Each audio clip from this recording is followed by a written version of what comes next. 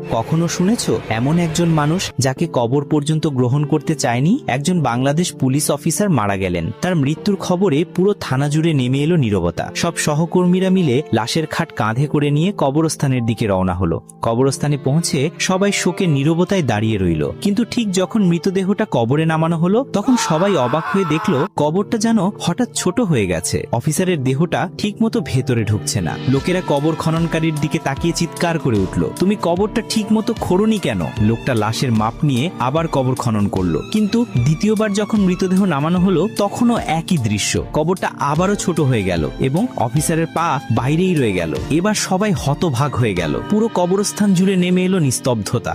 একজন বয়স্ক লোক ধীরে ধীরে কনস্টেবলের পাশে এসে দাঁড়ালেন, নিচু স্বরে বললেন, তোমার বস কেমন মানুষ ছিল যে কবরও তাকে গ্রহণ করছে না? কনস্টেবলের চোখ ভিজে গেল। মৃদু কণ্ঠে সে বলল, স্যার, একদিন তিনি এক বিধবা নারী আর তার ছোট